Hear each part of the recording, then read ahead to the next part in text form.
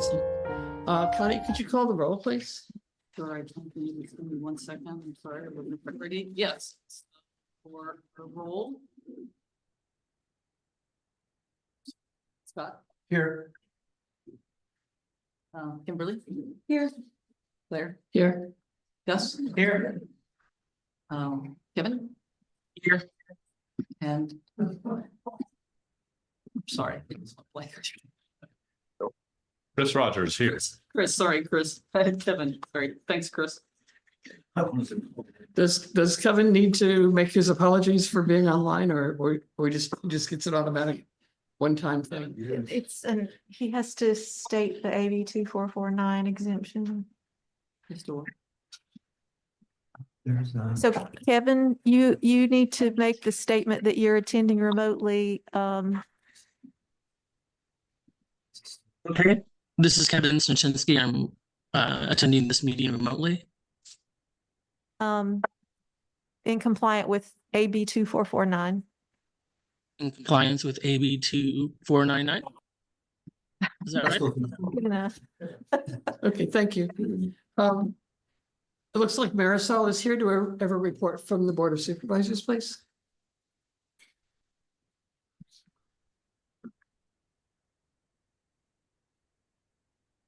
Marisol? Okay. Hi, everybody. Good evening. Marisol Drani with Supervisor Mueller's office. I just wanted to give you two announcements today. At the last board meeting, Supervisor Mueller and Supervisor Jackie Spear asked for some support after learning of the SoCal fires. So basically, Supervisor Mueller has urged the board to create an ad hoc committee to study the lessons learned from the SoCal fires. That way we can assess San Mateo County's readiness so we can prevent what has happened in Southern California. And then also Supervisor Jackie Spear has asked for a briefing from CAL FIRE, so hopefully we can get that soon. For more details, I will put a link in the chat so you can read up on it a little bit more. It's in our press releases for the county, so I'll include that there in the chat shortly. And then the other announcement that I wanted to make was that the California Department of Food and Agriculture they usually identify areas with livestock veterinary shortages, and their vet services shortage needs program accepts nominations for areas with shortages. So last year, we received a request for support from a local veterinary clinic in nominating the rural coastal areas of San Mateo County as an area in need of large animal veterinarians. And I want to acknowledge our office's support for this clinic for the veterinary shortage area grant. So the Pescadero Vet Services did receive confirmation of their nomination for the shortage area grant. And so if an area is granted or designated as a shortage area, veterinarians can apply for funding to establish or expand vet services.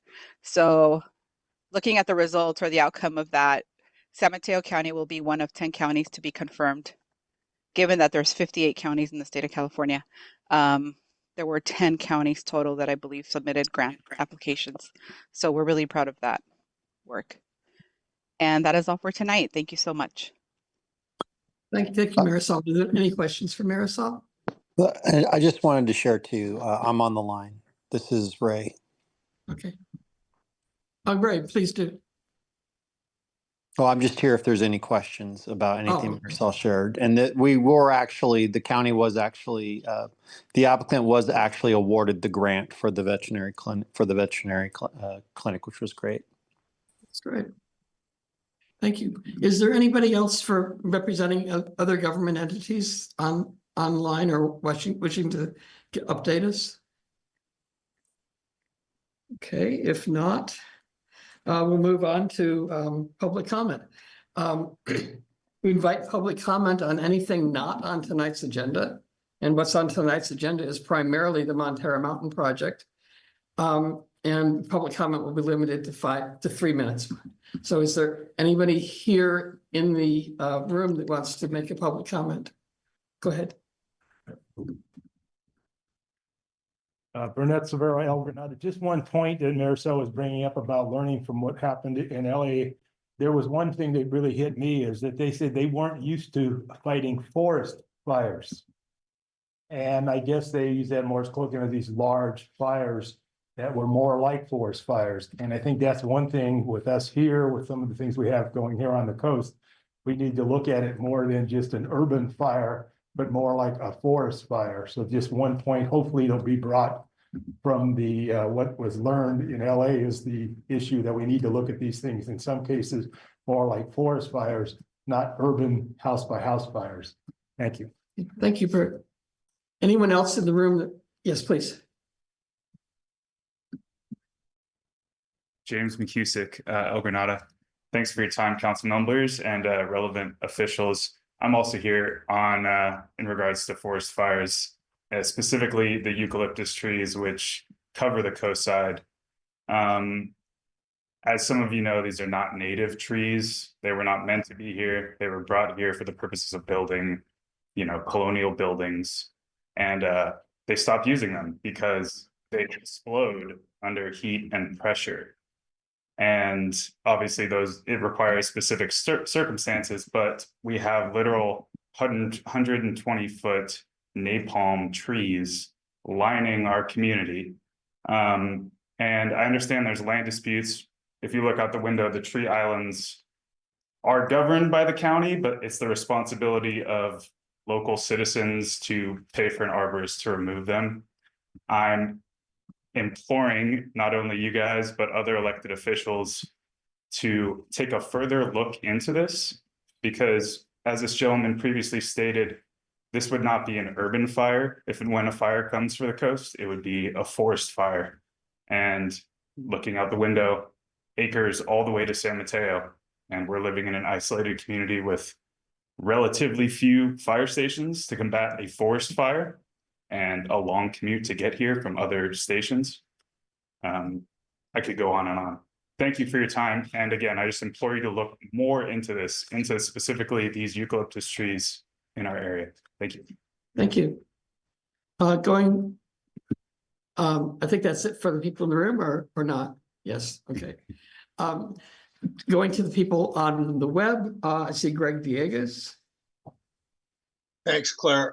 You might ask Mr. McCusick if that's his name to get in touch with me, because I have a wealth of information on the topic he's talking about, including the dispute about who really is responsible for the medians. I don't want to get into it now. I'm here to make comments on the stormwater report, but write me at my old MCC mail address and I can share with you what I know.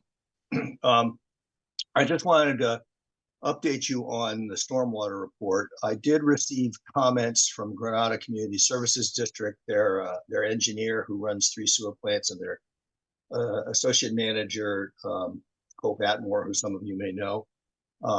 Those comments require me to make one change to one sentence in one paragraph. I also reviewed the Deer Creek area with some local residents, and I'll be expanding that potential provisional section with thoughts on the Deer Creek stormwater situation. And I don't know what it is about having MCC meetings, but today I also got comments from the Harbor District, Jim Pruitt, and I'll be writing up some thoughts and clearing them with him before I add them. I believe his concerns are largely about the water quality issues, though, not so much the flooding, which is the primary focus of this draft. And then, as you know, I've gotten a professional engineer to give me comments. CCAG has given me comments. And then today, I also heard from Caltrans, who confirmed that the standards that I was citing in the report are the correct current Caltrans standards. And that, yes, they're using the newly released rainfall atlas, it's called, which is 2014 data. So let me repeat that. The most current information used to size design storms is already 10 years out of date and looking backwards. And as we saw what happened with the insurance industry, if all you do is look backwards, you lose your shirts. And that's why the insurance industry's lost 108.6% of their revenue for a decade. So we've got a serious problem in stormwater, and I just was glad to see that confirmed. I will be processing edits for a few more days. I'm asking if there's any council feedback, any progress on the peer review selection, or if you want me to do that. And then Claire, you forwarded to me today a pending new stormwater ordinance from San Mateo County. I haven't had time to read it, but I will get into that, see whether that, merits changes in anything that's in the report. That's it Thank for you, me. Greg. Thank you. At the end of the meeting, when we do future agendas, we will make some considerations about this particular topic. So thank you. Yes, we'll close public comment at this point. Go on to this consent agenda. There's 3 items on the consent agenda. One is to approve the meetings for December 11th. One is to approve the minutes for January 8th. And the third is to approve a limit of $200 for catering expenses for the MCC retreat on January 25th, which is this Saturday from 9 to 1. Do I hear a motion to approve the consent agenda? I will be present. We approve the consent agenda. I second. Okay, Connie, could you call the roll? Sure.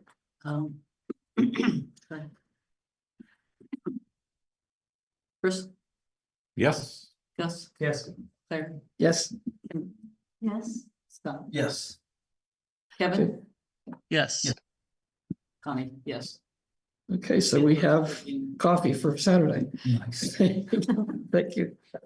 We'll move along. This is going to be a short meeting tonight. We're going to kind of keep it relatively brief because we do have another meeting on Saturday. So, but we did want to really deal with this one item that is on the agenda tonight, which is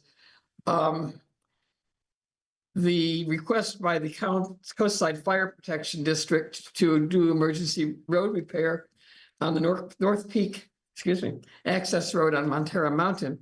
And Nicholas Calderon has agreed to present this project to us and bring us up to date. And I think you're online, right, Nicholas? Yeah, Claire, I'm here. I'm actually on my phone right now. My laptop shut down on me, so I'm just trying to get that to get up again. But I am on my phone, and happy to kind of start walking everyone through that while I try to get my computer going. But really do first just want to say thank you all for making space for me to come and brief you all on the small project that occurred.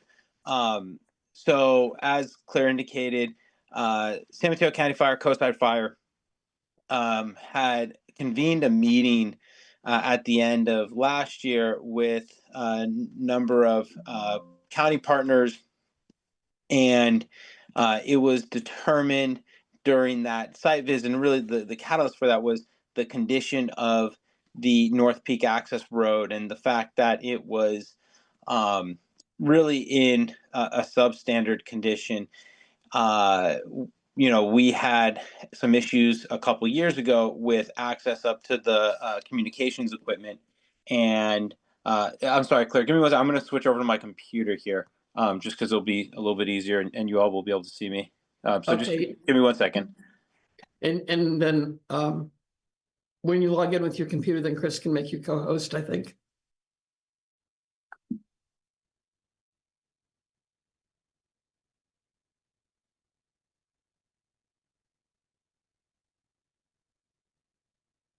There we go. Claire, can you see me?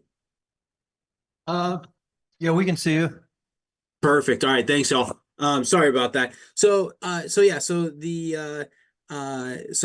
after a conversation and a inspection of the road, it was just determined that the deteriorated condition of the road required some emergency repairs. And so the San Mateo County Parks Department, despite the fact that we are not the owner of the land, we had volunteered to conduct the necessary repairs. And so that project actually started yesterday and was finished this morning. The scope of the project was we essentially took a tractor out to the road and pulled the material, the material or the sediment that had been displaced from the road. We essentially pulled that back from the edges of the road and used that to fill in gullies that had formed over previous winter storms. And so by pulling that material in, we were able to smooth out areas that were really impassable to a lot of vehicles prior to that work. And then we also installed some drainage features that would allow water to flow off the trail instead of flowing down the trail. And so when water is allowed to just kind of flow uncontrolled, that's when you start having erosion issues and you start having these gullies form. And so all we did was take the material that had been displaced, put that back on the road surface, and that was it. So we did not touch any vegetation. We did not widen the road. We did not import any material. This was really just a emergency repair to make sure the road was drivable and make sure that first responders are able to adequately respond to this area, as well as communications or technical experts, including at the county's ISD division, are able to access the communications equipment up at the site. And you know, this is something that was really important for Coastside Fire, and we felt that it was important for us to be able to complete this work. I do know at the time the plan was for Coastside Fire to join with this meeting and be able to really kind of help articulate some of the importance here. This was really led by Chief Jonathan Cox, who is currently down south working on some of the big fires down in LA. And so he's obviously unable to make it. So I volunteered to really be here on his behalf. But that's what we did. And that was the purpose of the project. Last thing I will say on this is I did talk to Rich Sampson from San Mateo County Fire this morning. Rich had gone out to take a look at the road and not only confirmed that, you know, its current condition after the work is exactly what they were looking for, but, you know, he indicated, because I know that I've heard this from some, he indicated that he would be capable and would be willing to put a Type 3 fire engine on that road right now to respond to an emergency, which is something he was not able to do before the work. So that's really just the update I wanted to provide. Again, I wanted to highlight the fact that this is really something Coastside Fire and San Mateo County Fire asked for as a result of a public safety concern they had, and the San Mateo County Parks Department was happy to support in this effort. As you know, I think we would all agree public safety is top priority, and with the fires that they're experiencing down south, I think it's vital that we're properly maintaining all resources in the area, including this road. But with that, I'm certainly happy to answer any questions. Nicholas, can I add just one thing? Because I just want to make it clear, and I understand you were kind, trying to be kind, I think not to share it, but I want to be clear and do take responsibility. Nicholas did check in with my office, and a representative of my office was with them, and we did sign off on this because of the public safety issues involved in it, especially in light of the fact, although it didn't come last weekend, we were told we were going to have a wind event in San Mateo County. And there is expectation that there will be wind events coming in the future in San Mateo County, which also predicated the need to get this done. Yeah, Ray, thank you so much for adding that, and certainly appreciate your participation and your office participation in this project. It really is an important resource that we all chip in to maintain. Along that line, the planning director did sign off on this prior to you're doing the work and prior to our meeting. So that part was taken care of as well. What I'd like to do to start with is any actual questions, not comments or anything from the council. Does anybody have any, and then we'll go to the public, and then we'll come back to discussion and comments from the council. Do you have a question, Kimberly? I have several questions. And will we be able to make comments? Yes, after we go to the public. Okay. So Nicholas, thank you for being here today. I'm very disappointed that nobody from planning or from the Coastside Fire Protection District is present. I'd like to ask you about timing.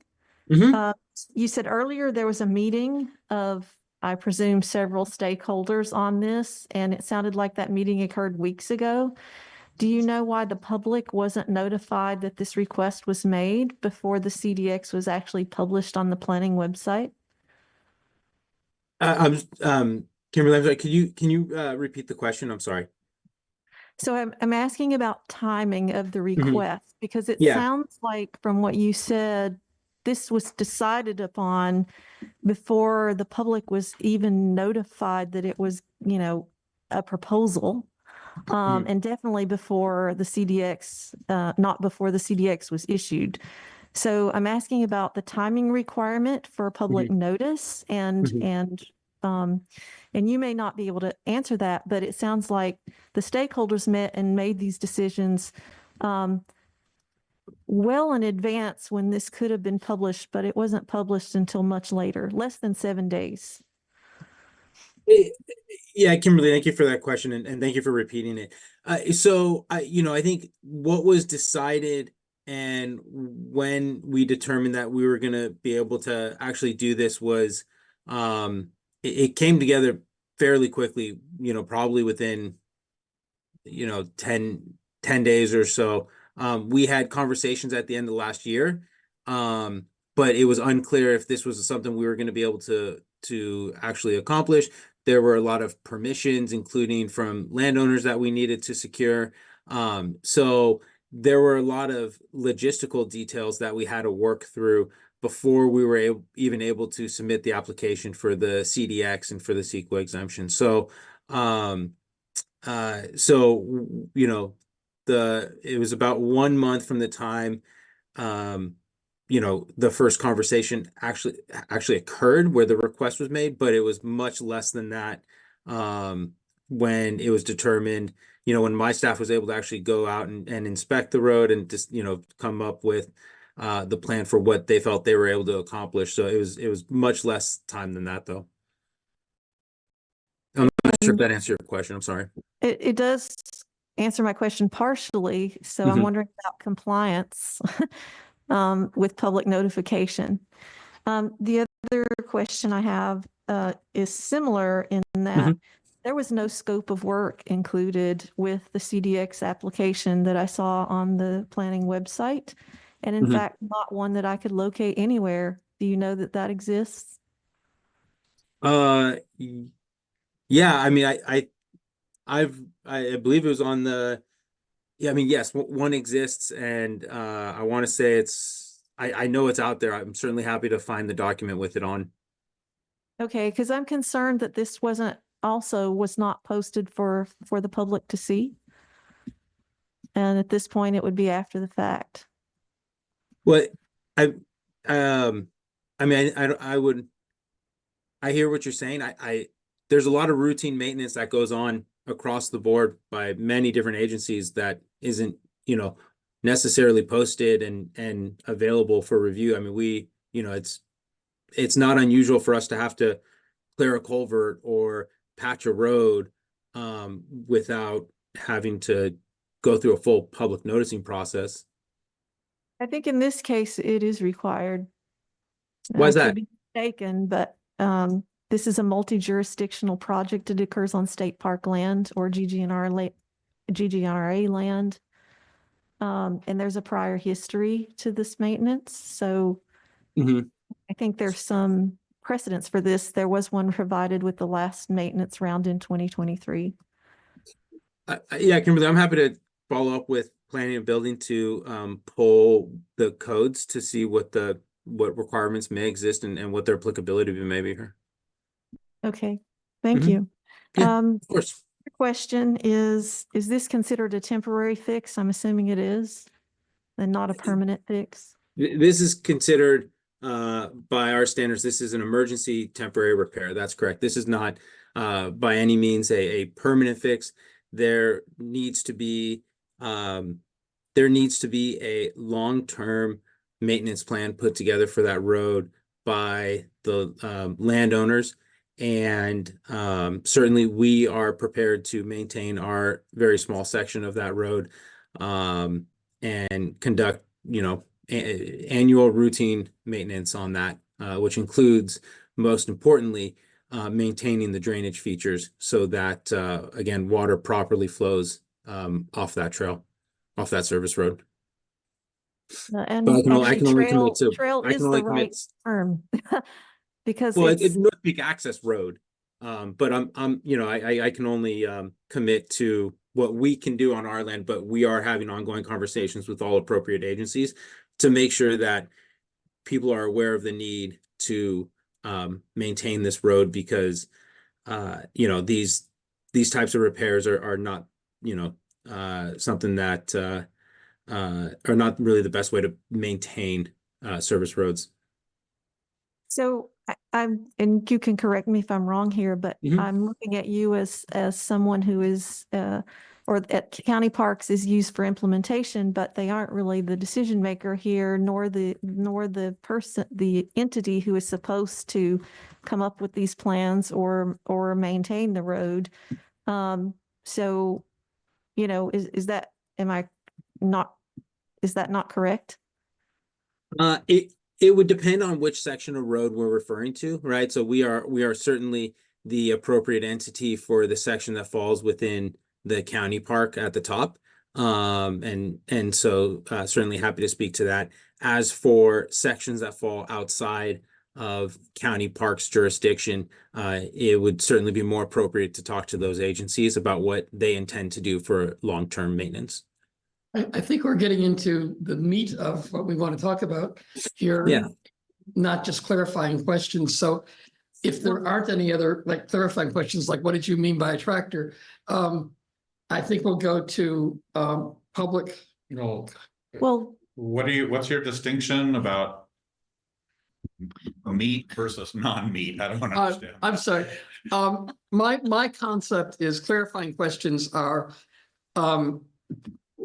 just very basic things like when you said we did it this morning, did you mean today? That kind of thing. Not like the gist of why we're getting this report, because that's what I think we need to actually talk about with everybody and the council. The kind of questions that Kimberly is getting to, I think, are really important, and I don't want to lose them under the guise of just asking clarifying questions. Well, I mean, I think there's a constituency of very concerned citizens that Kimberly has alluded to the history here, and they want to understand how this project happened and what the basis for it happening. But I'm sorry. Yeah. That's what I want to get into when we get finished with public comment. So I think it's important, since I did not know that Nicholas and the San Mateo County Parks had a stake in that road. I don't know if Nicholas was part of the discussion that we had the last time the maintenance was done and the level of sensitivity in the community regarding that last. yes, he was. He was. Okay. So I just want to make sure that we're all on the same page with this was a big deal. We're sensitive to it now, to anything. What was the big, can we clarify that? And you said 2023, maintenance happened in 2023. Yeah, there was some maintenance in 2023 where they cut down a bunch of brush. Oh, I see. So That's what I clarified. So, I think for context also, there was an earlier proposed improvement project that was supported by a terrible CEQA document that had to be full stop, go back, hire new consultants, do a proper biological analysis. And all of that is context for, I think, for anything that happens on that road. And so that's the questions that I have is for Nicholas in the absence of anybody else that can speak to it. how that information informed the decision to do the project that we're talking about now, and whether any of the protections for biological resources that are part of that were folded into the execution of this current work. So, So it sounds like the council wants to actually get to, as I say, the meat of this right well, now. I have one other clarifying question, Claire, sorry. If I may.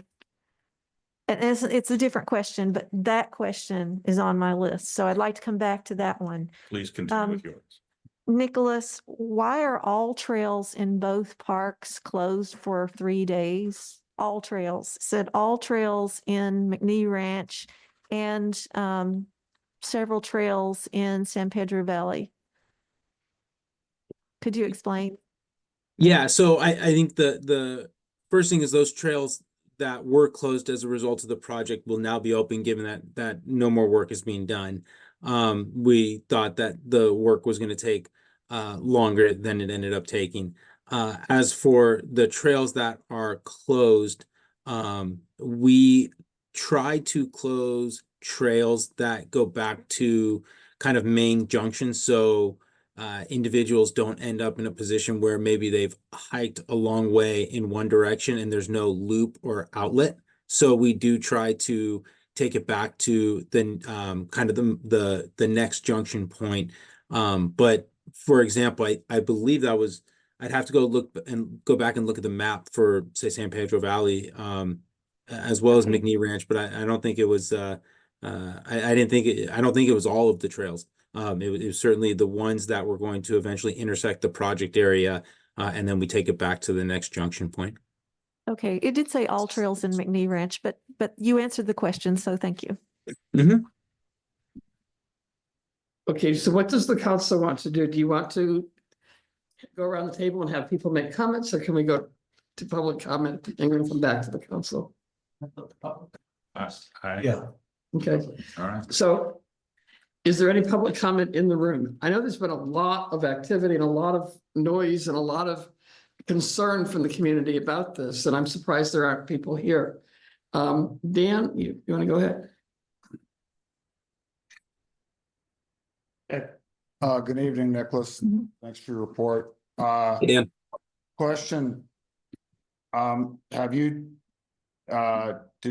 was there a photo documentation, quality photo documentation, taken before and after, so the community knows what it looked like before and looks like what it looks like now? Yeah, great question. Yeah, Dan, thank you for that question. We do have photos from before. I've seen photos from after. I don't know if we use specific photo points, but you know, given that we have befores, we can certainly go back to that same location and take afters. And can those be shared with the community and the council? Yeah, I don't see why not. Thank you. Okay, thank you, Dan.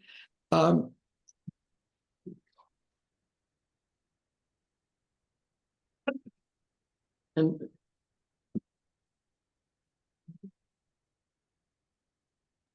Carl, did you want to make a comment? If you want to be. We could go to people online and then come back if you want to get comfortable. No, I'm prepared. Okay. Okay. A little out of breath from climbing the stairs. Oh, I'm sorry. Could go. You ready? Yeah, actually, I just bombed on over here after hearing Nicholas's initial comments. Could you These- give me your name? Carl May, Moss Beach. Thank you, Carl. After hearing Nicholas's initial comments, they are reminiscent of comments we've heard from officials maybe a dozen times, at least 10 times in the past, concerning the grading of this particular road. So I went up there this afternoon. Nicholas should know there's a long and detailed history on this road that his comments ignore. And mistakes made by CAL FIRE, the county, and so forth, which have been covered in detail in the past.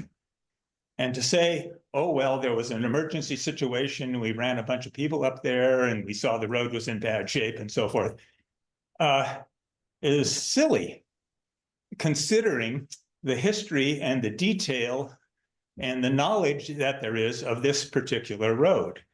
The entire way to maintain this road somewhat is to get the water off the road. So I ran up there this afternoon. I didn't run, I walked up there this afternoon. And after the crews were gone, and saw what had been going on. And I only got up to the very worst rutted part of it. And it's as Nicholas described, that this is what has been done time and time and time again without effect. They scrape. The good news is they did not get off into the vegetation on the sides of the road this time. I was worried that when I saw the word prism being used with regard to this project, that they get into the entire road prism, which goes from the top of cuts down to the bottom of the fills and the material pushed downhill. They did stick to the roadbed itself. Unfortunately, they've made the same grading mistakes as ever. What they do is they grade up. This is on decomposed granite, a very erodible kind of substrate. They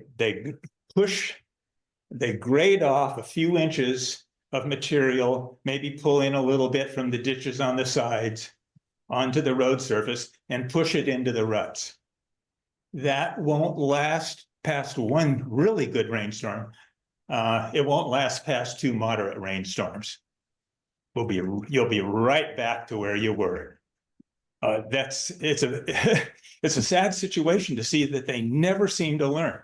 In the past, they've talked about pushing the loose material into the ruts and then compacting it. This material doesn't compact. It's gravel, essentially. There's no substance that will allow it to be compacted.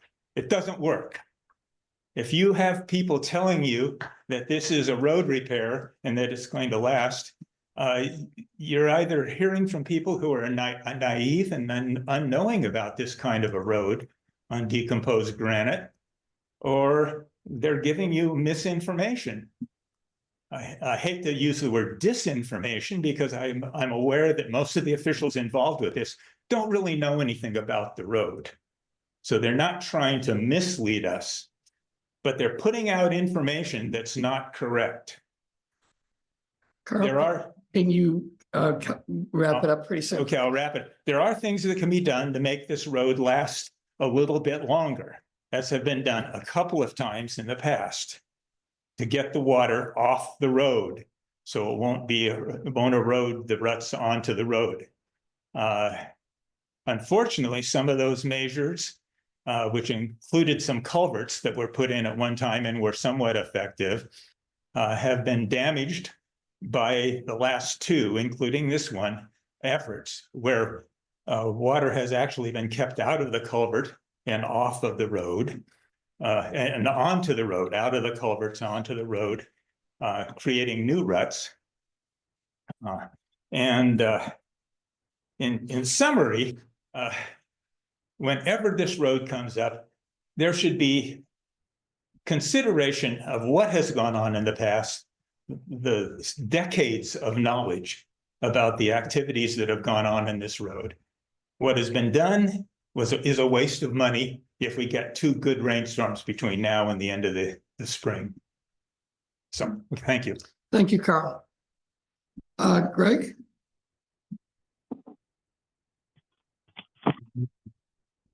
He's working on it. Oh, hey, Greg, you're muted. There you go. Not in this end. I just wanted to reflect on my prior experience when some guy who worked for Don Matei, who's now retired, called me up and told me, and he was supposed to convince me that the top of Montero Mountain was on fire and we needed to do this on an emergency basis. And you remember what happened last time. They did have time to prepare some documents. I don't know who handed this hot potato to Nicholas when.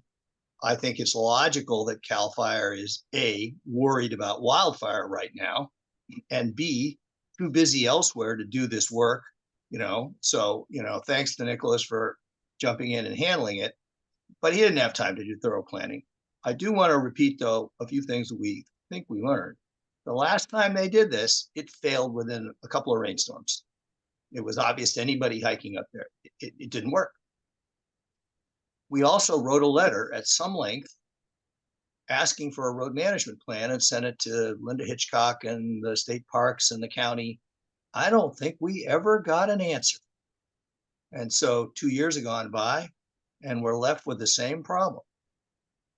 Finally, we need to, and this is in the letter, consider alternative routes to the top, which have been identified. And I know Sean Handel gave suggestions on the basis for which the county could be allowed to use those roads, leveraging SFPUC access or others. Those roads are fine. So, I think I'm upset the county's doing it again without having done anything about the prior letter. Okay, and I appreciate that we didn't grade the vegetation off this time. The last time was abysmal. Thanks. Thank you, Greg. The letter that Greg is referring to that the MCC wrote on the Montero Mountain Road is attached to the meeting materials for tonight, if you want to take a look at it. Jill. Okay. Hi, Jill Grant, El Granada. Thank you, Nicholas, for coming here. Can you please clarify the purpose of the road and the uses? I know you mentioned emergency vehicles and I know it's used for recreation. What other uses and purposes does it have? Thank you. Yeah, Jill, thanks for that. So that road serves a number of purposes. You talked about first responders. It serves the purpose for accessing the North Peak communication site, which is up there. The county, the state, the federal government, and private communications facility, private communications company all have infrastructure up there that needs to be maintained. And then I have been told that some agencies, including state parks, will use that road for their own operational purposes.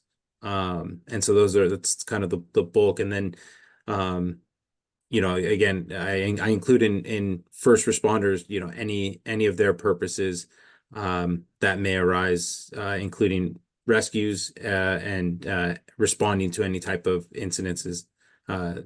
As well as, I'm sorry, PG&E also uses that road to maintain their infrastructure. Thank you. Mm-hmm. We'll close public comment at this point, and I'd like to, at this point, go around the council for people to make comments and other statements, starting with, we'll get into the meat now. Okay. Claire? Yeah. I apologize. Would it be possible maybe for me to answer a couple things that were maybe asked or mentioned while during public comment, or do you want to wait till the end? Sure, go ahead. Okay, I appreciate that. I think just a couple things.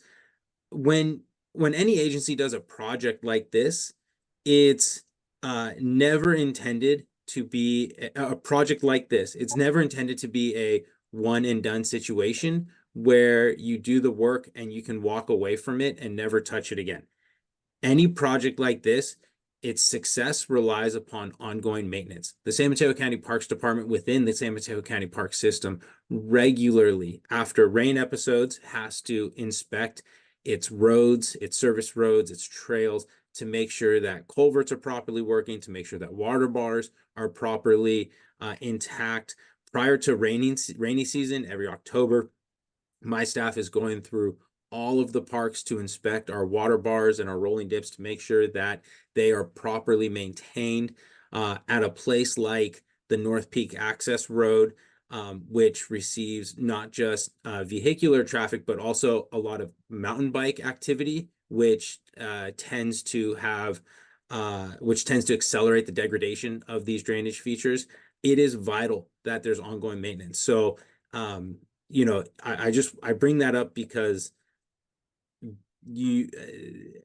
I did not intend to somehow misrepresent that just because this work is getting done, we think that the problem is permanently solved. anything that goes on at this location and locations like it require ongoing maintenance. I think you all know that based on the letter that Greg wrote when he was on the MCC. I know that. I think everyone is aware of that, but I just want to be very, kind of clear and open and honest about that. Also, the question came up about, well, how come no one's learned anything, or what was learned from 2 years ago and from work prior to that?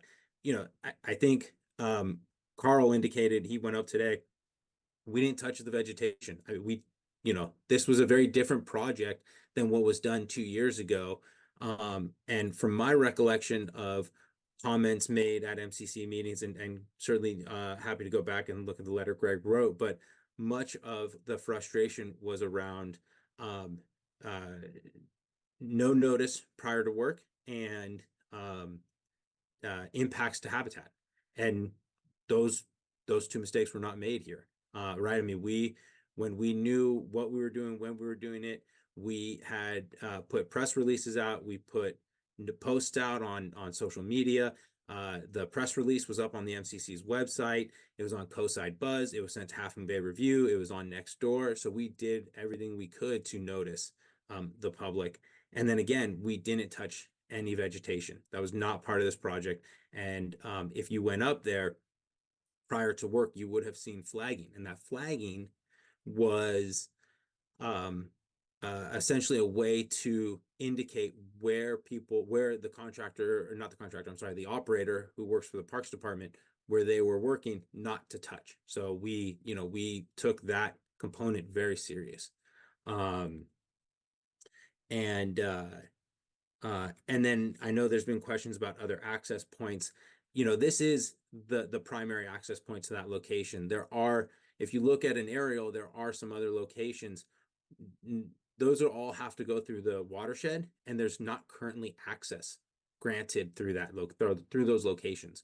So that doesn't mean that it's not appropriate to have those conversations with SFPUC. I think that's important for us all to have, but any type of process that we would work through with SFPUC to secure access would take time. And and fire and others we're really worried about right now. And so this is intended to get that road back to a condition where it can be properly maintained, that would last longer, and give us the opportunity to pursue, whatever the most appropriate routes are for either long-term sustainable maintenance of that road or access to those locations.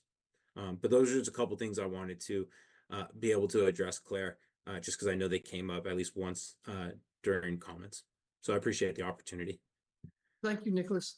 The letter actually was a letter from the entire MCC, not just from Greg. So right. Sorry about that. Yeah. Yeah. And I noted that Rick Sampson is on the line as well. So as we make our comments, perhaps he will have something to add to it. So let's start with Chris with comments, and we're also going to be thinking about whether we want to take any kind of action and what that might be. All right, well, thanks for continuing to fill in some of the gaps, Nicholas. My questions have to do with how, given the checkered history of work on this road in the recent past, and with the benefit of Carl's insight into going back a couple of decades now, how the most recent planning efforts, the planning and the analysis of potential impacts, how that figured into crafting the project that was just implemented. I know you're portraying this as it was a kind of a short-term planning, happened very quickly, and that it was really motivated by emergency access and the concerns for that sort of thing. But still, the public wants to know how planning decisions factored into it, how the information that was developed in the more robust analysis of the project that was proposed several years ago, how that informed this project. Yeah, I appreciate the question. I guess maybe the sense I'm getting is that there's a a thought by some that there should have been some type of EIR and over, long term planning effort for this. The project that was conducted was a very straightforward repair project, similar to one that we conduct in our system on a regular basis, given conditions of roads. And so I'm not sure. I just think there might be a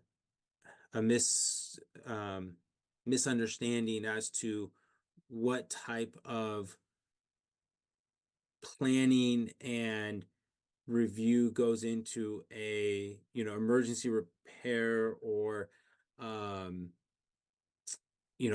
project of this type. I mean, this was really at its core a routine maintenance project, and it was just done on an emergency basis. So I'm not sure, this isn't I just think there might be a misunderstanding as to what type of review would go into just a routine project like this. I understand what the nature of the project is, but Mhm. the optics of it are problematic given the recent history and the concern of vocal members of the community and this board also. It just feels like you really should have, or you or the fire department should have been a lot more forthright and making people understand what exactly was going to happen and how that was not going to turn into something that looked a lot like 2023, and that with the benefit of the mitigated neg deck that was redone, that a lot of those protection measures should have been automatically part of any action up there. Routine maintenance projects are not independent of planning and approvals and compliance. You have a document for road maintenance on this very road that says that there's a high risk of take of federally listed endangered species, and emergency projects aren't exempt from the Endangered Species Act. So there's a lot of concern that people want to make sure that the same things don't happen again. Were there biological monitors on site? You said there were flags so that the operator knew where not to go, but that's not very robust protection for the very sensitive resources that are located all along this road. Yeah, and so again, I think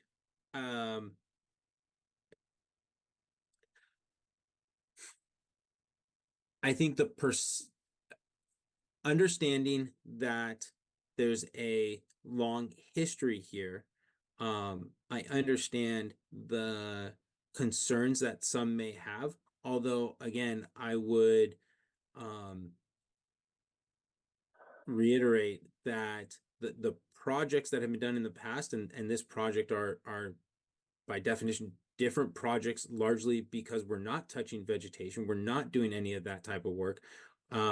We and I guess ultimately the perception of why is something like this happening again, we were very clear in our press release, we were very clear on our social media posts that this work was focused on the road surface, that no vegetation was being touched. I mean, we were very clear to outline in a concise way what was being done and what's it called? What was being done and what the scope was. I guess there may be some who would have preferred to have had a multi-page document, but we try to balance how to get accurate, timely information out there to the public in a way that's easily digestible for the masses. And I think that's what we accomplished on this. Okay. I think full disclosure of what you intend to do is in the best interest, especially where there's a controversial history. I want to strongly encourage your participation and the participation of whatever other agencies need to use roads to get to the top of the mountain to actively pursue a shared access agreement with SFPUC, which has a road that's paved almost all the way to the top, and that there's that's available for other agencies, for other entities to use if they were to enter into some kind of long-term maintenance agreement for that road. I think that is the sticking point with SFPUC. And it seems to me you're talking about the very same expenditure of public funds for maintenance of a road, whether it's repeated maintenance of a decomposed granite road on the McNee Ranch side, or a much more permanent kind of maintenance activities, routine maintenance activities on the other side with an existing paved road. So I'd like to strongly encourage that all entities start talking to each other about that, because that will keep vehicles that need to reach the top but don't really need to go up this road to get there, that will keep them off of this section. Yeah, and I just kind of want to be clear. I am not opposed to that, Brett. I'm happy to have those conversations and actively participate in those conversations. And if that's an arrangement that all the entities can come up with, come to, I'm all for that. I don't have a problem with that. And that obviously would take time, and in the meantime, appropriate land managers will need to again actively manage the North Peak Access Road in the meantime, so those conversations can occur as necessary. But I'm not opposed to that. I'd like to get some other viewpoints too. Gus, do you have anything to add? Before you go on, I just want to read, there's a comment on the chat that just asks, are you developing a routine maintenance agreement for a permanent solution? That's a good question. If I can just say something, this is really not county parks land, most of it. So I don't really see, I think that we're really almost talking to the wrong people, but it's a good question. It's the proxy for Coastside Fire. That's what he said he was today. Yeah. So again, I would have to agree with Claire. This is, I think that's a great question. I'm happy to pass that on to State Parks, who's the owner of a vast majority of that road, and happy to have that conversation with them. This is Kevin. I have a question. Can we go? We're going around the table, Kevin. We're calling on Gus next, and we'll get to you. Thanks, Claire. First of all, I want to thank Nicholas for, I know this really mostly isn't your primary kind of jurisdiction or responsibility or whatever. And I really do appreciate you stepping up on an emergency basis and making sure that the situation got handled. Obviously, I don't think you necessarily had to do that, so I appreciate that you did. I only have 2 years of experience, like observing the history of this thing, right? I don't have Carl's decades of experience looking at it, or even some of the other members of this council who have years of experience dealing with it. I will tell you, just from my own 2 years of watching it, experience, it seems like everything that goes on with that mountain is completely, like 100% reactive. I don't get a sense there's any kind of proactive strategy for how to manage that mountain. Part of that, as near as I can tell, seems like there's a lot of different entities that are involved in that thing, and it's a group of entities that don't have a history of necessarily working hand in glove with each other, the way, for instance, parks and planning and DPW would just naturally. And so I think it leads to a situation where you've got all these different people who have some ownership of a piece of it, but because nobody has ownership over the whole thing, you don't end up with any kind of coherent strategy for how to manage that mountain. And so, I don't know how to accomplish this, but somehow if there's a way to get some kind of steering committee or something where there's a representative of all the different entities that have some piece of that thing together to work on what the long-term strategy is for how access is managed on the different roads on the thing, how maintenance is managed on the different roads on the thing, how all the biological resources are going to be managed, like all the different issues that come up every time we have a conversation about this mountain reactively.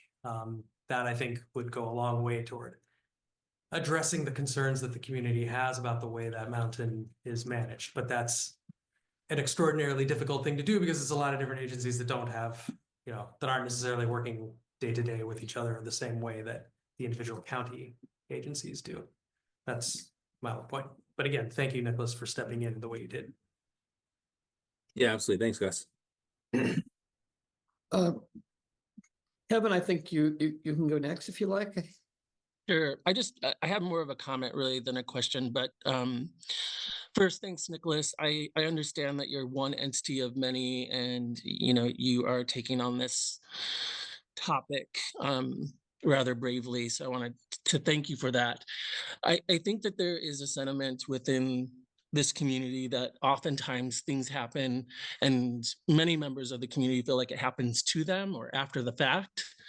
And it sounds like you're saying there was a press release and there were many other entities or other entities kind of leading this or more responsible for this item. And, you're graciously here tonight, going over information and sharing with us. I wonder if there is some kind of mechanism that can be put into place that you mentioned a press release and some documents that I think illuminate or at least identify the other entities involved that are perhaps more responsible for this, and ways for us, the MCC, to provide that to the broader community so that some of this sentiment can be tampered down or eliminated in the future. Nicholas, can I jump in for a second? Yeah, of course. So I wanted to share with you all, when this project initially came, we sat down and Nicholas informed me of it. We did put together a plan where it would come to you all first so that you could share it with the community.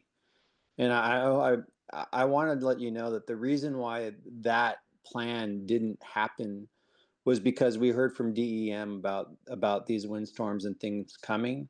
And there was concern that the very reason why that precipitated the emergency repair was that we could not wait, that it could not wait. It had to get done because of how bad of shape it was in, and especially in light of the fact of how many resources we had that were outside of the county.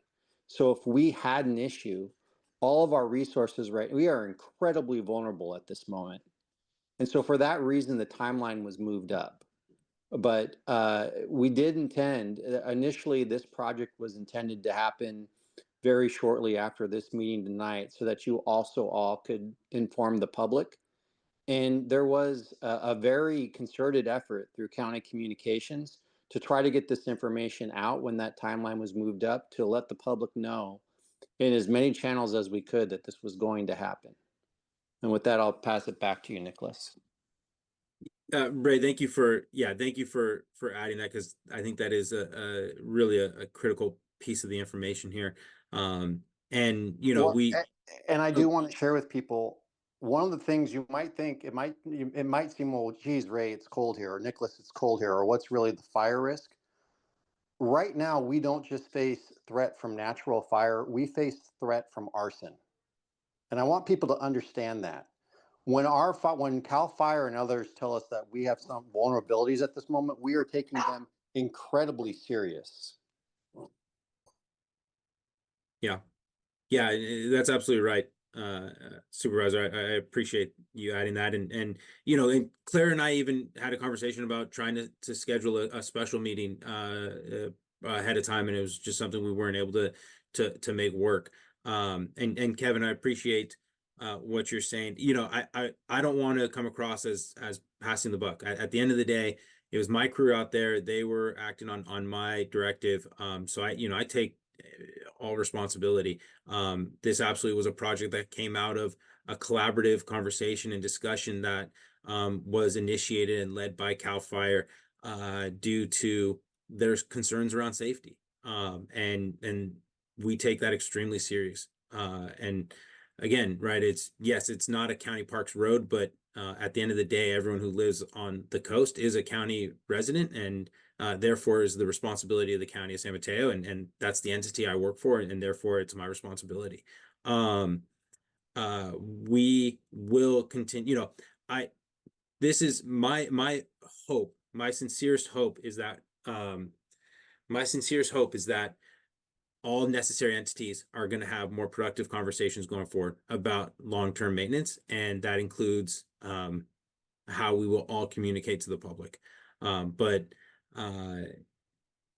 as part of that effort, I will make sure, and I'm happy to be a voice for the community that says, look, this is, I heard this loud and clear when I was at the Midcoast Community Council meeting. I heard this loud and clear when I was talking with people. We need to make sure that we are doing everything we can to communicate. I think we need to do everything we can to communicate. We also need to do everything we can to do regular routine maintenance of that location so that we are having fewer of these types of conversations. Really? Do either of you have comments No. first? Well, we're going around the table, so it's your turn. Okay, because I have some substantial things to say, so I just want Would to you make sure prefer to that you're, pass for right now? that you're okay with that. Do you want to pass or do you want to go ahead? I'm happy to go ahead if It's you're up to you. I'm gonna approach this from a different angle, so. okay. So I'm sorry, Kimberly, I didn't mean to cut you off, but I do see that Rich Sampson has his hand up, and so I know people have been interested in hearing from Fire, so I'm not sure if you'd like to make some space for him to say something. I'm happy to let Rich say something, but I mean, and he may be able to answer some of my concerns. Rich, would you like to go first? Let me just say something really quick. Rich Sampson, I'm with CAL FIRE. I'm on the resource management side, and I look over a lot of the facilities and the fire roads in our jurisdiction. This is something that's, this road has been important to us because we need to have access on it. We've had some responses up there that have been difficult. Just wanted to keep in mind, we were working with the different agencies on the previous job. And we were very clear, and several of the agencies were very clear to the players that were responsible for the road in the long term, that they did need to do a long term that was only basically a Band-Aid project. Here we are 2 years later, or a year and a half later. Late this summer, I went out and did a quick inspection because we were looking at some fire issues up at this repeater site, and found out that basically the road was almost impassable to trucks and larger vehicles. We again raised it up with the county, and very happy that Nick's agency again stepped up to the plate to take care of the work. But as Nick said, we had a response a couple months ago that took an inordinate amount of time to even get up there, and we couldn't even get our larger pieces of equipment up there. And since it's an active industrial site where we observe accidents every so often, the road needs to be maintained at least at a level to get one of our wildland engines up. And that is what was done today. But please keep in mind, we're saying the same thing that was said the last time. Several agencies are. A long-term management and maintenance plan needs to be done on this road if it's going to be used in the future. And our disappointment is that it hasn't been done in a year and a half. And so we're back at the same place again. And so again, thanks, Nick, for taking care of it. Because right now we can get an engine up there. Kimberly? Can I have ask Rick one quick question before you begin, Kimberly? I appreciate that. Thank you. So Rick, I have one question for you. If there was a fire up on Montera Mountain that's spreading over into the watershed, do you think that your crews would go straight up El Granada Boulevard, cut the lock off the first gate as within 5 seconds, go race up the end of El Granada Boulevard, cut the lock off the next gate in the watershed, and go straight to where the fire is? Do you believe that would be your response to a fire that would be inaccessible due to the typical road up to the top of Montera Mountain?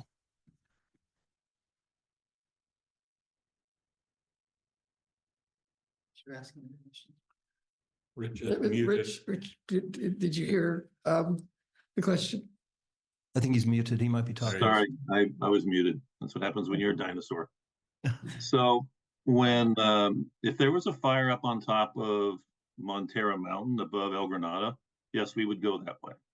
If there's a fire up on North Peak, we would go up the quickest route, which at this point is the North Peak Road.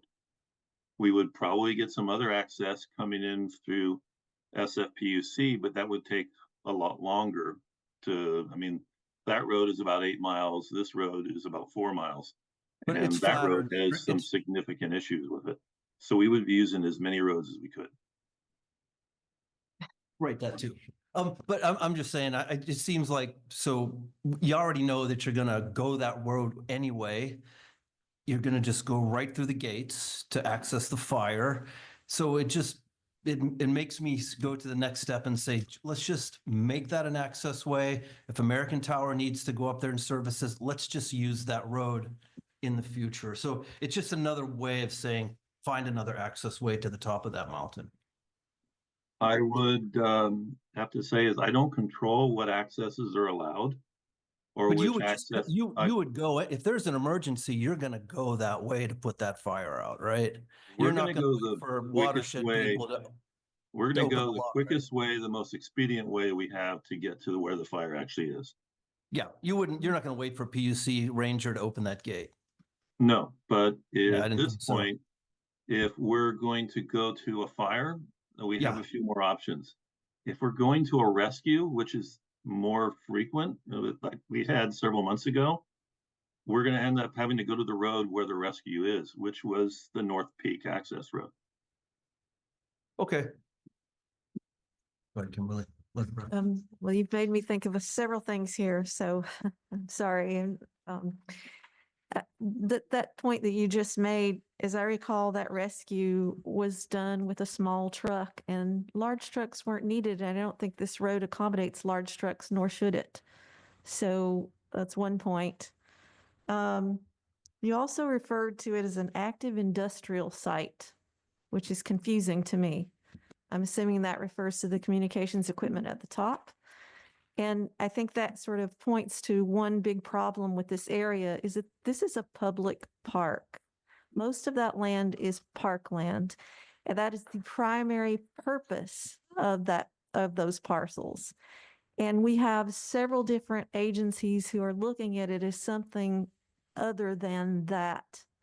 The Coastal Commission points to this in some of their guidance documents, and they put particular emphasis on the primary purpose of a property or a site or a road as being the first consideration before you consider any other use.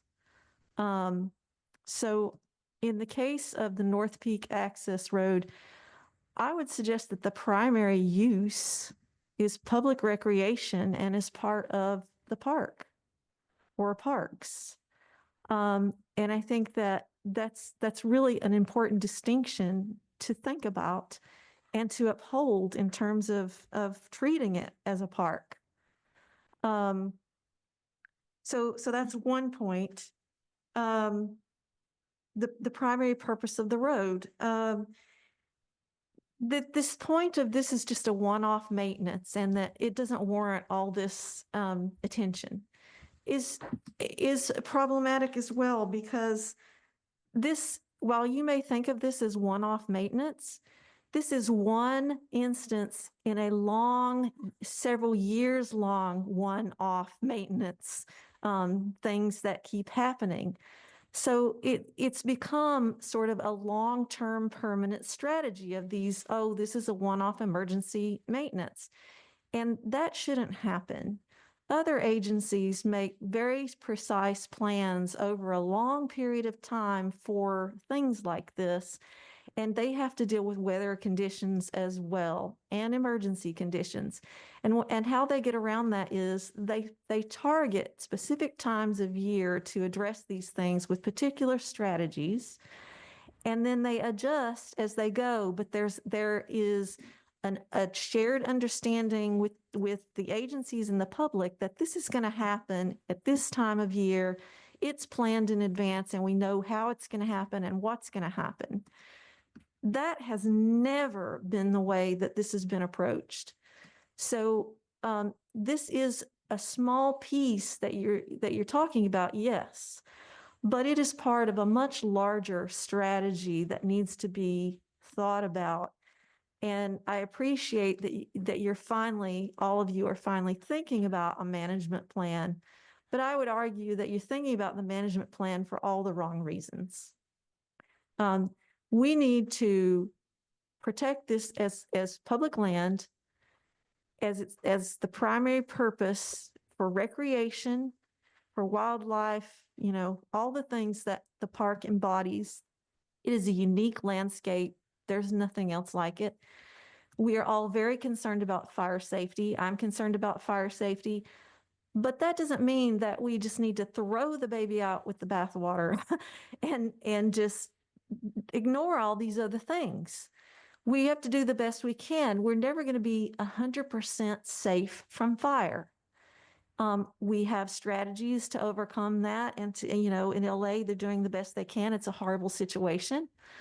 There are lots of things we can do. There's home hardening. We can put our efforts into all kinds of things to make people safe.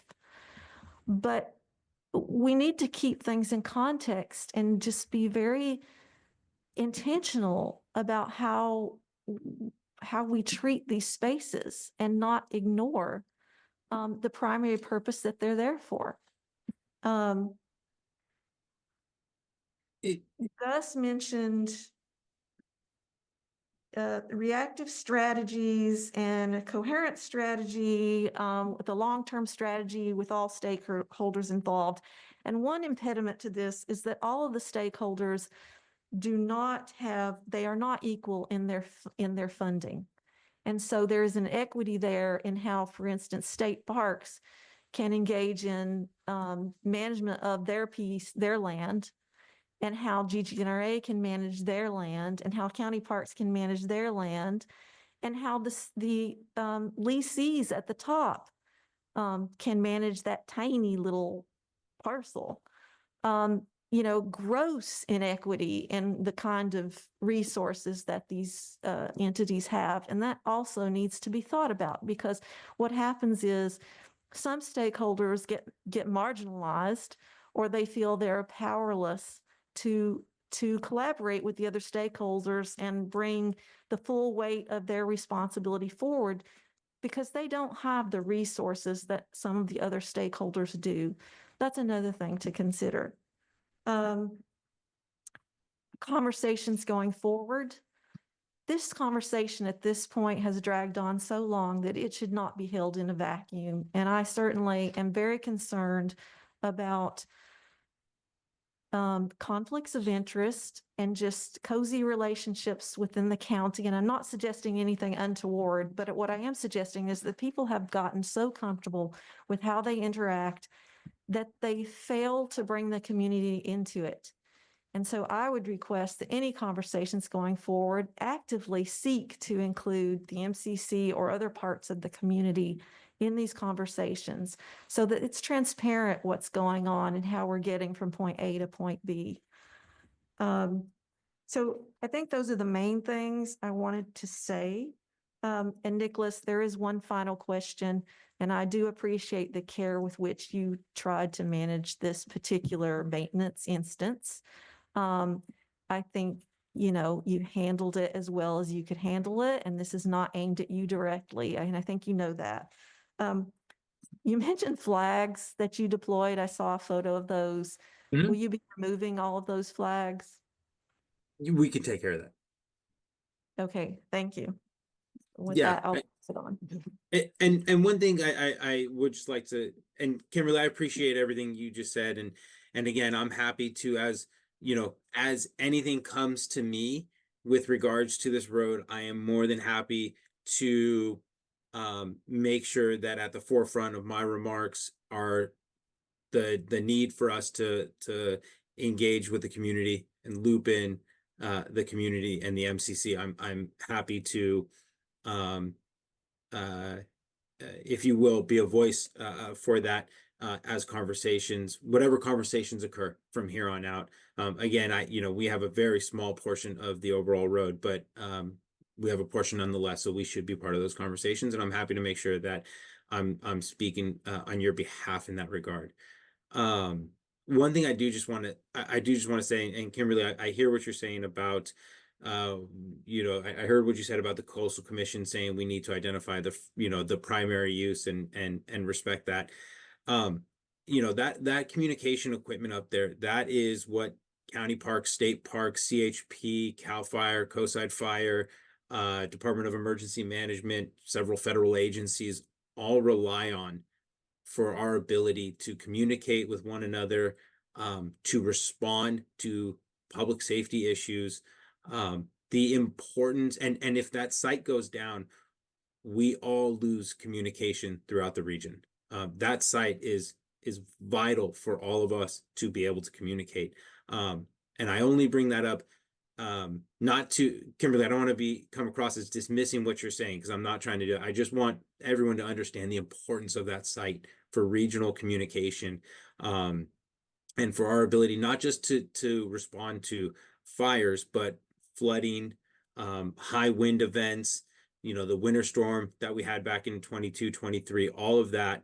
Our ability to communicate, to mobilize, to respond is relying on that site. And so, it's not just an average site. It really is important to us for that purpose. So I take that point and I am aware of that. And the other thing I would say is that those stakeholders on multiple occasions have used helicopters to access. The other thing about that is the MCC in its previous letter called for county and stakeholder-led initiative to create redundancies in communication as we modernize our communication system here on the coast side. And that is needed regardless of the importance of that site at this time. That's a long-term proposition. It was suggested by us, and we've heard no response regarding that. And so I would like to encourage the county, who is also here tonight, to look at that letter again and to think about how we can create redundant systems over a period of years to make this site less needed in terms of coastside communication. Connie, do you have something to add to this? My only thought was, thank you. Obviously, I'm new to the council and not as experienced in the history of what's happened here. My only question would be, what is it that we could do to help you spearhead getting these agencies together to create a cohort that could actually develop strategic plans? What's the next steps? What's needed to do that? That's really my question to the county and to you, Nicholas, if there's something. Yeah, and Connie, nice to meet you. Look forward to meeting you in person, but welcome to the council. What can the MCC do to assist in facilitating those conversations? I think, and I don't want to speak for Rich, but I know he's still on, and so I will. I think Rich and I hear you all loud and clear.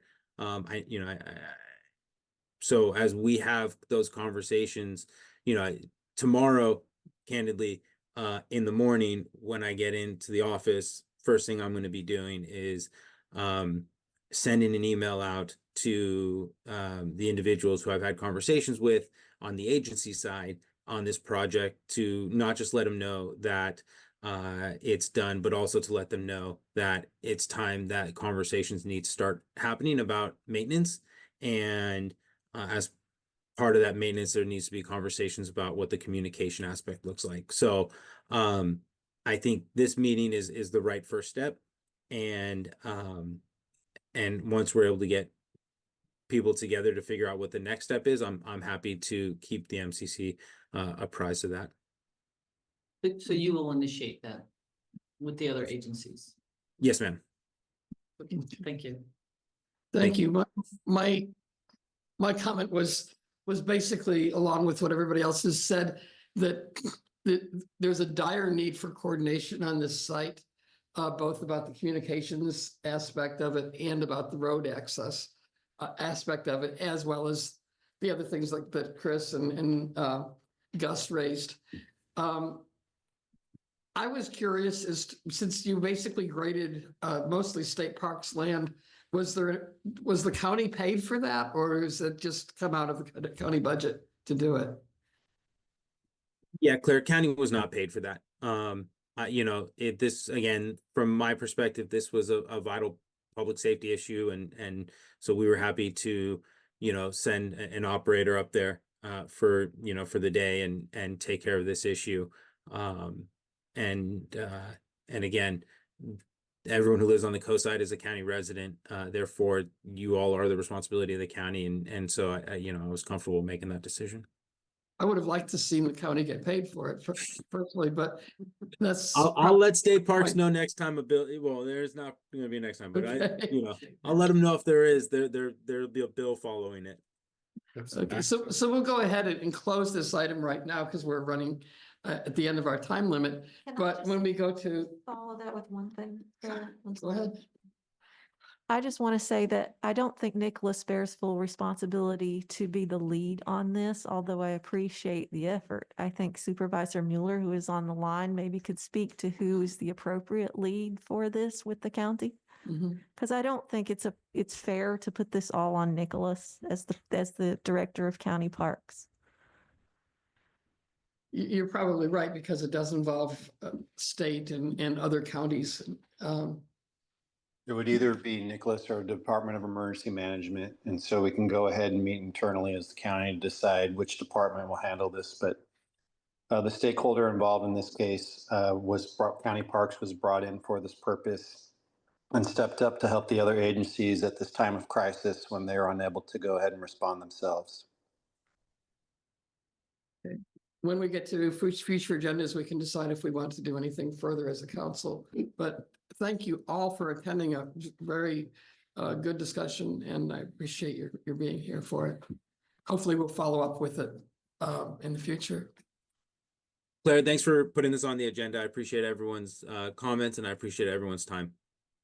Yeah, thanks, Nicholas. Thank you. Nicholas. Thanks, Nicholas. Thanks, y'all. Have a great night. You too. It will go on. We can talk when we get to future agendas about whether we want to do anything further as a council on this. But first, I'd like to go to council activity. Oh, so I was at the San Mateo County, Half Moon Bay Council meeting, and I gave our update to them yesterday. Thank you. I attended a meeting with the administrators of Seton and Seton Coastside over the past week regarding their opening plans. They plan to reopen within the next 100 days. They will have the skilled nursing, the emergency room, and probably a urgent care center. They still need a couple of permits signed off by the county, and they're in the process of doing that. Can I ask you a question about that, Claire? Yeah. Will they close the clinic in Half Moon Bay once this is open? TBD. Okay. Claire, I have a question. The medical staffing for this, I thought I saw something on Nextdoor, and then somebody actually said something to me that this is a collaboration between county hospital, but also Kaiser Permanente. Is that correct? The urgent care in Half Moon Bay? Yeah. Yeah. Or the ongoing efforts. Ray knows a lot about it if he wants to address it, or I can address that. The ongoing efforts, Connie. The county knows a lot about it too. The county has given a grant to open this facility in Half Moon Bay. And due to the county's generosity, they are able to take patients from any source, including Kaiser or Medicare or Medicaid. This is a time-limited project, and it's partly to develop a sense of the demand and the need in the area. Ray, did you want to add to that?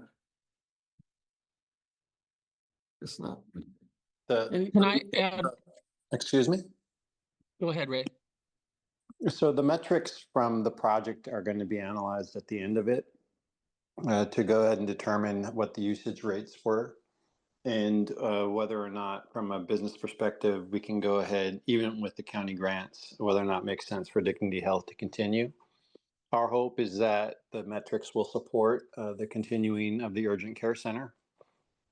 But it was also my understanding that Seton at some point had considered bringing an urgent care center to their facility.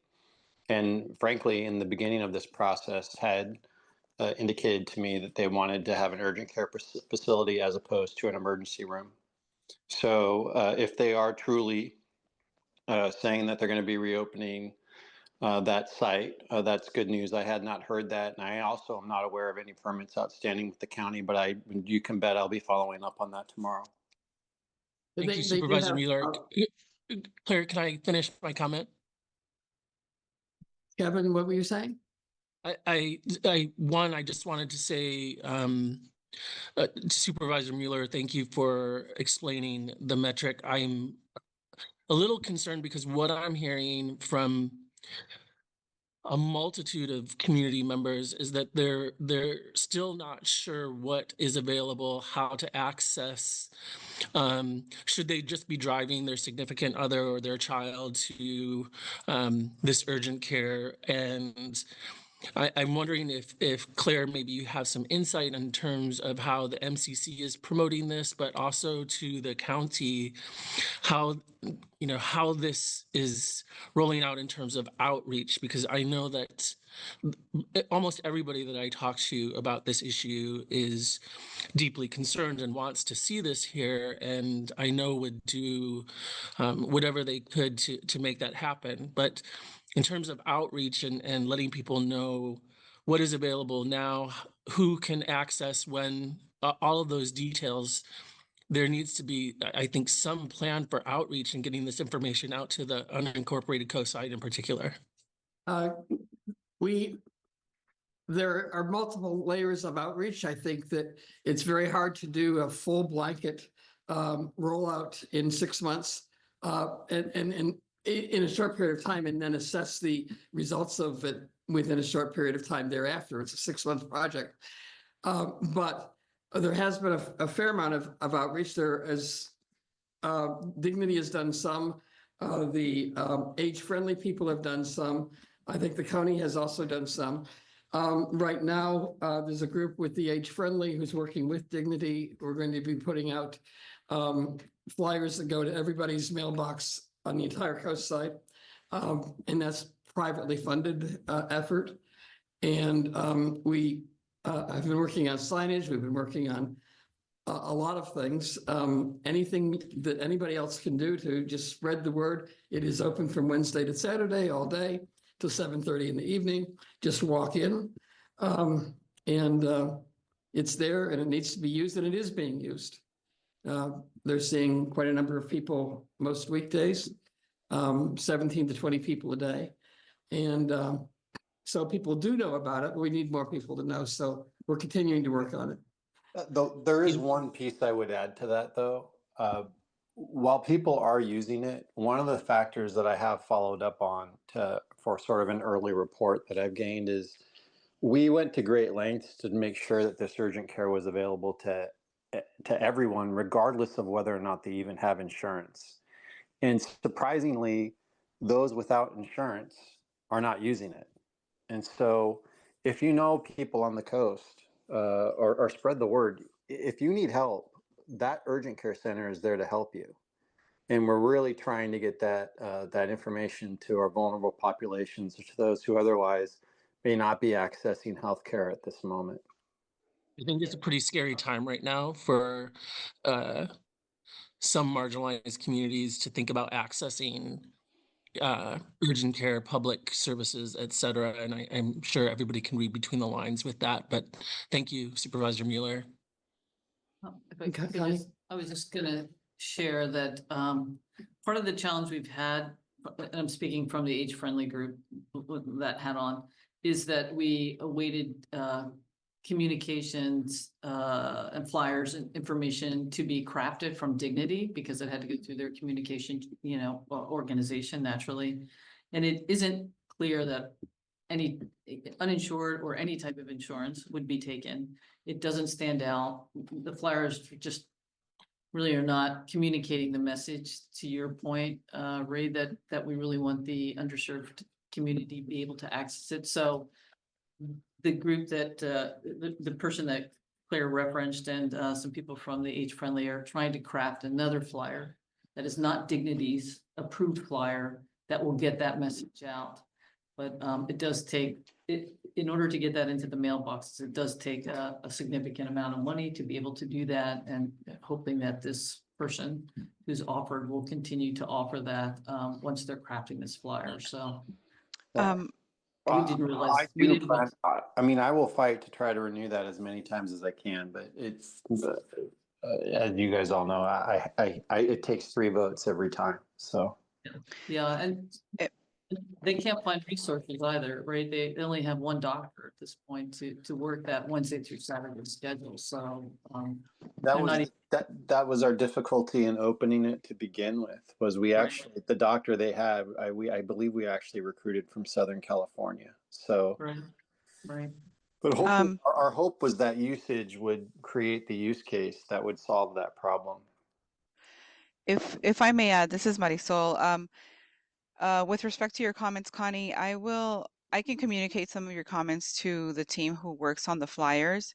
The other thing is that our office D3, we have been sharing the flyers, making sure that the core service providers such as Coastside Hope and Puente and even Alas help us share and distribute the flyers. So there has been a lot of distribution of the flyers in multiple languages. I think the thing is probably just communicating some of your comments, Connie, that are applicable to the content of the flyer. I can certainly do that. So I can share what you've mentioned tonight, or if you have any other ones you'd like to add, feel free to send me an email and I'll gladly share it with the team. Thank you. Any other council activity? Okay, we'll go into future agendas, and I do want to talk about what we just talked about. But before that, I want to bring up something about the retreat on Saturday. There are a number of documents attached to the agenda on the website, and I would really ask everyone to read them carefully before they come, because it's a really jam-packed agenda. And if you've read the documents, we may not need to talk about some of them in great length once we get here.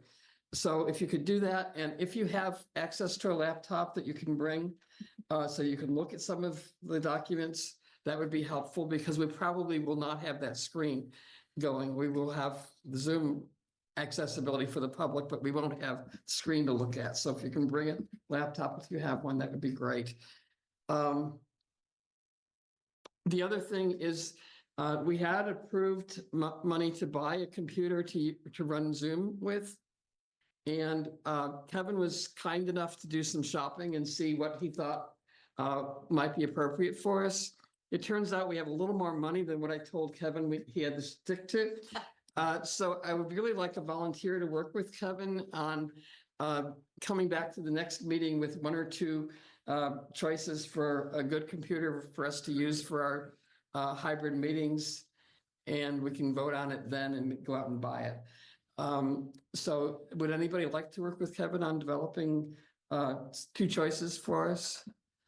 Yeah, I'll do it. Sure. Okay. No, It's a really simple process, really. Yeah.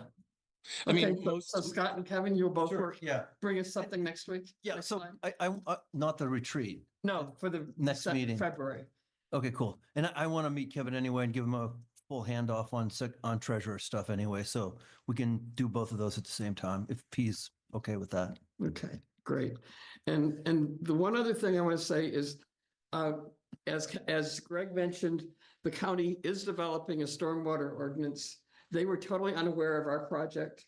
Greg was unaware of their project. They've asked for time on our agenda, and I've had both of them look at each other's thing worked, and I'm considering having both of them here for one joint meeting to see if we have a meeting of the minds on this thing.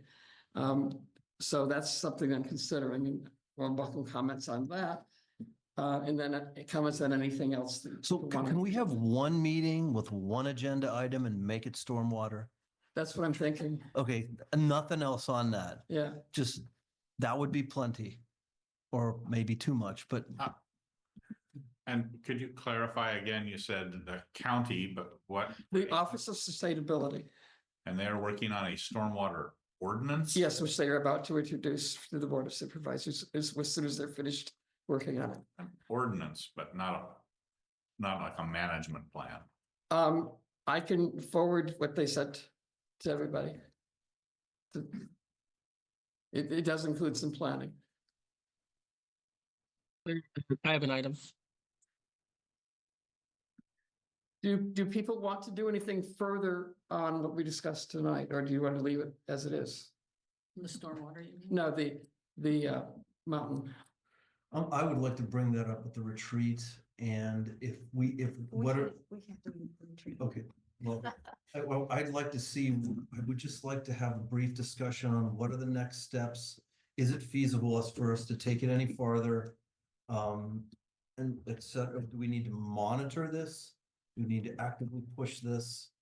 I just want to know what the next steps are, if any, and if we say we're done, we're done. I'm okay with that too.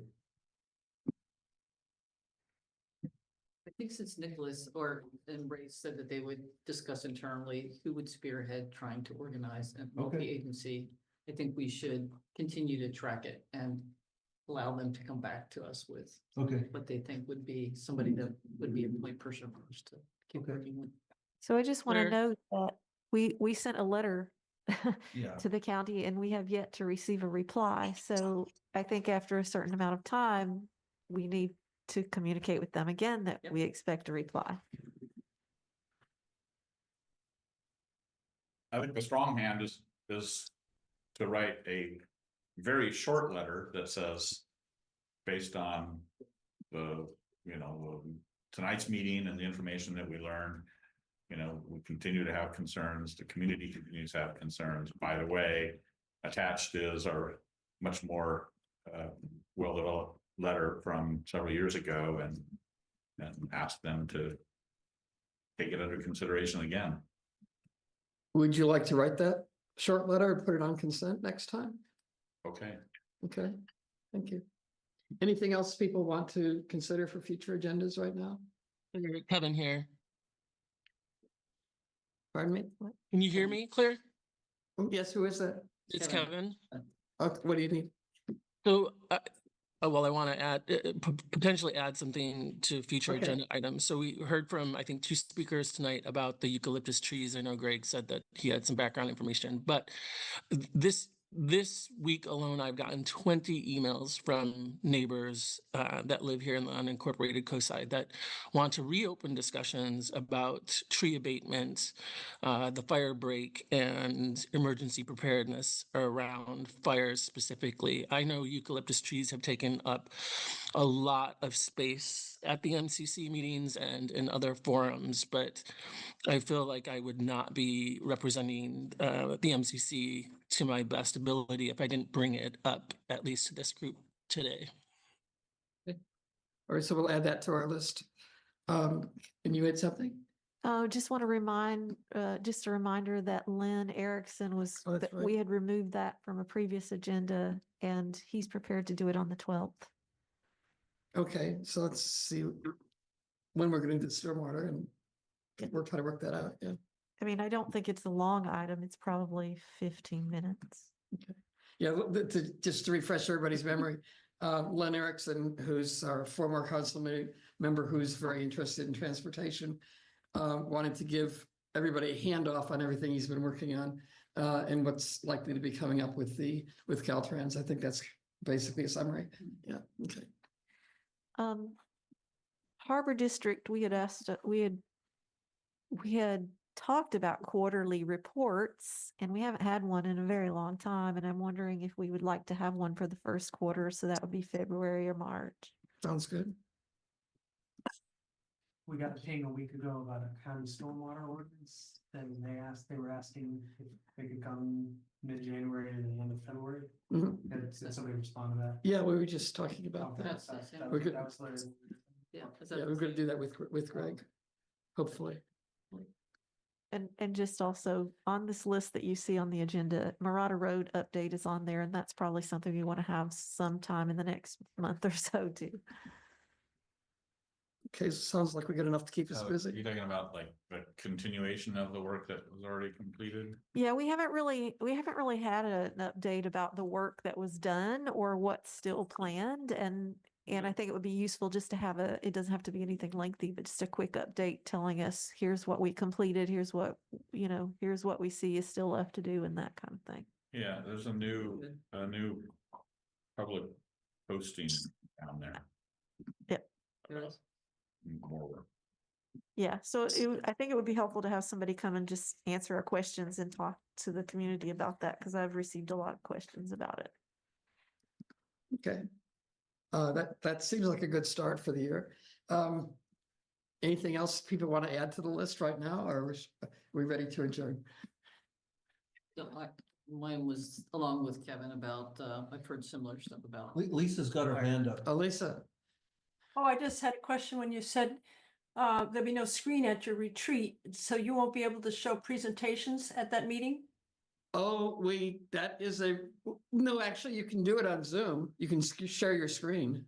You can share it on. So And if anybody's- you do have a screen in your room so that if somebody on Zoom shows a presentation, you can see it. My understanding is that that PCTV has to hook up that screen. Is that correct? To make it work? Like, if you're not here, we can't use that. No, that's not true. You could hook it up if somebody in the room had an HDMI cable that could hook up to their laptop, you could use that screen. Whose laptop is that under? Where this- we do have an HDMI cable. I just brought one to Chris's house. I have a longer Mhm. one if it's It's needed. sitting here on the table. That's right. We can access that screen. Yeah, Okay. All right, then it's So not I quite as can- dire as I thought. if you have an HDMI connector on your laptop, I do not. I don't know. Do you, Chris? Yeah. Chris does. Okay. Okay, then I guess we're good. That's a C port. So I can present via Zoom. The fast C, It appears so. Okay, thanks. little C port. Oh, yeah, I see it. Okay, and then just one other thing, What? which I'm a little uncertain about. So No, mine too. Oh, yes. we had talked about, I had talked with Burnett about the need for a resource that new incoming members could easily reference all the things that they need, the most essential things. And what we'd like to do is send out and I think at the retreat, the intent is to look at that and create an ad hoc committee. It's a short project, but Quick start guide. I yeah, would look at a this quick more. start guide. Quick start exactly. guide for new members. That's Yeah. good. That would be very good. Be laminated on the plastic laminate. But to also look at things that we don't currently have and think about, over the course of the year, what are those things and what should we work on to create if there's something we don't have. So I bring that up because I'd like to send I or Kevin, if I'll have to talk with Kevin. Kevin, I don't mean to hit you with this without prior notice, but No problem. we'd like to send out a communication to former council members and current council members, just asking for feedback and suggestions about what should be on such a resource, what should be part of it. I don't think it needs to be a formal ad hoc committee. This is an agenda that you're putting together, and you and Kevin can work with somebody in the community if you like, including past council members. I'm happy to help, Kimberly. Okay, I just want to make sure we have the blessing to move forward. I would just share that those are typically bigger projects than you saying putting something like that together, right? I don't know if you've done that before, but it can be pretty daunting. You have a lot. Okay. Okay, good. Anything Thank you. else, or are we ready to adjourn? I move we adjourn. Second. Get out of Any opposed? No. Okay. All right. Thank you. Yeah. It's Claire, we're almost on time. Yeah, really close. That's We're awesome. pretty close. Right? Good.